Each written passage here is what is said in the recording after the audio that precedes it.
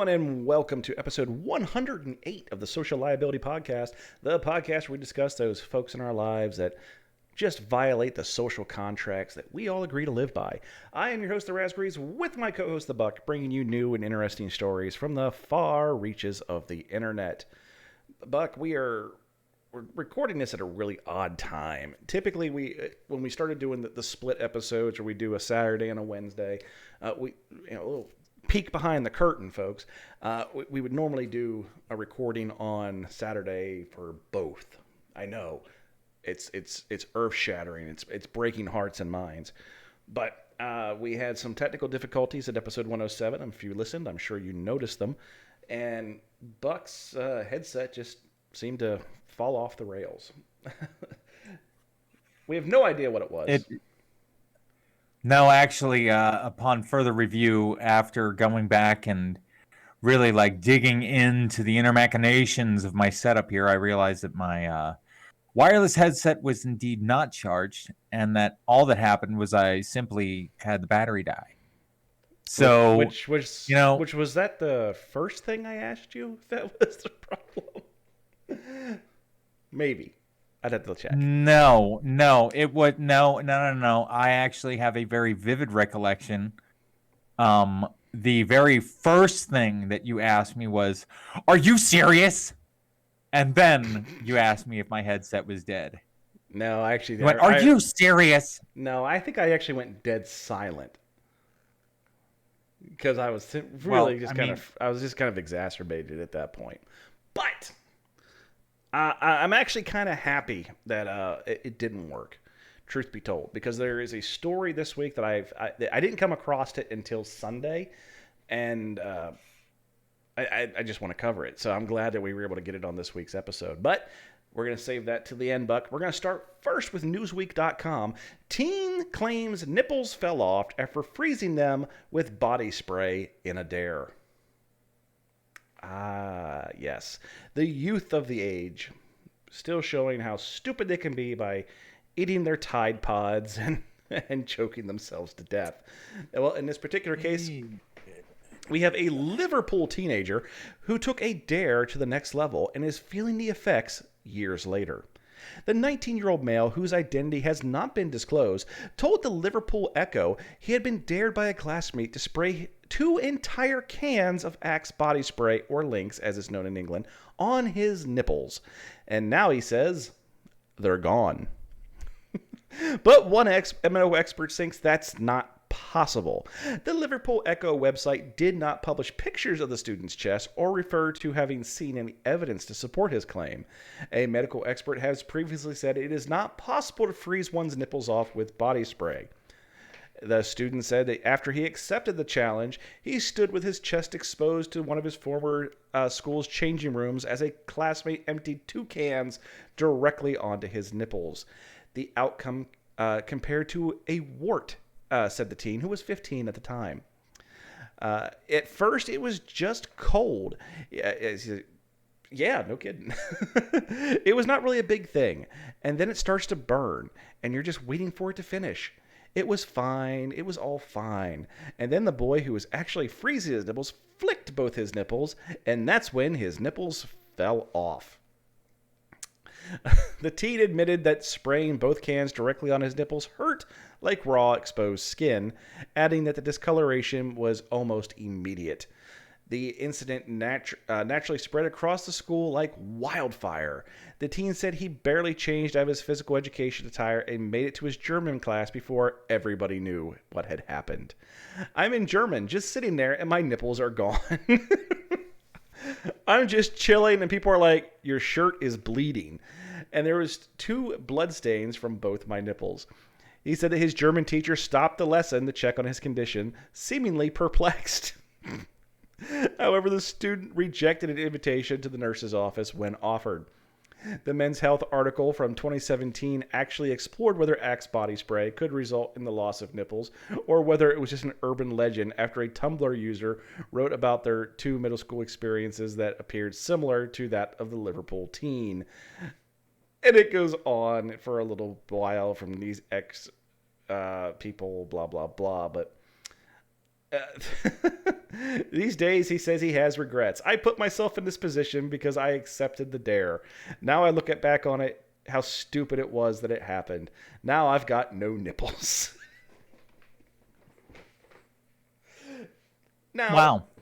I mean, in fairness, the male nipple, not really good for anything. Yeah. At least in my opinion. Maybe you enjoy your male nipples. I personally do not. But I don't think I'd go so far as to freeze them off with with Axe body spray. You know, I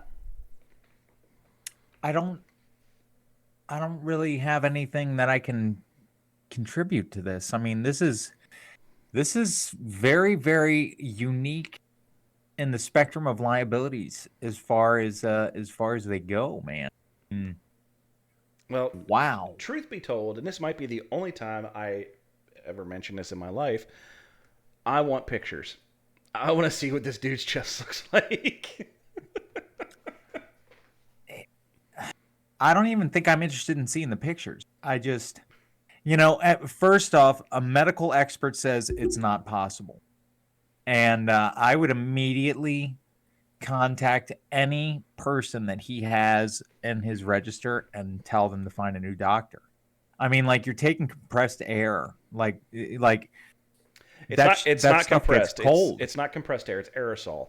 It's a little different. Either way, it gets cold. It gets cold as hell. It does. I mean, I really think it could freeze the nipple off. I believe this. I don't think held right up on there, an entire can. I actually don't think it could. I think you could get frostbite. I think you could have chemical burns, but I don't believe that you could actually freeze your nipple off, especially that quickly. You're not going to get. I'm trying to remember the word, but necropsy. No, that's not right. Anyway, you're not going to get it that fast. You're not going to get the detachment. You're not going to get. It's just the story's bullshit. In my opinion, I want to see pictures. That's all I'm saying. I see. This is where the term that a sucker is born every day really hits home, because I 100% believe that this is possible. I really do. Whether it is or it isn't. If somebody were to look at me and show me the math and be like, no, Buck, look, this clearly isn't possible, I would look at it and go, I am now a believer, and it is not possible. I wouldn't sit there and die on this hill. But since for lack of any other, anything, I believe it. I will hand out the benefit of the doubt on this one. Either way, I'm gonna score this whole thing as a 2. Whether it be for self-harm or for perpetrating bullshit fucking news, I don't see this being a grand scale liability. If I even give it a score, I'm giving it a 1 because he only hurt himself, and I don't care. So, our next story comes from KFOR, Oklahoma's News 4. Florida woman accused of using a cat to batter her girlfriend. This happened in Tampa, Florida, where a woman was arrested for domestic battery after she allegedly scratched her girlfriend in the face with the couple's cat. Police said things escalated when Susan, I'm not even going to try, 53, and her girlfriend got into an argument at her home in Largo. According to the report, Susan took the cat, held it up to her girlfriend's face, and swore on the animal's life she was not cheating. The animal was in distress and scratched her girlfriend. The woman had multiple lacerations on her face, according to the report. Police went to the home and arrested Susan for domestic battery. After taking the defendant into custody, she said that she was the true victim. The defendant was polite and compliant.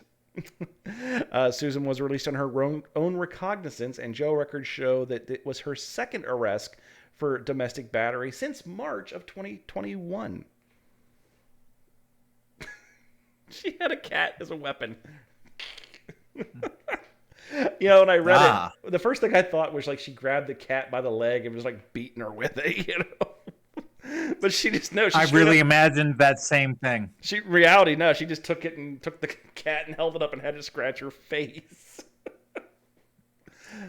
Assault and cattery.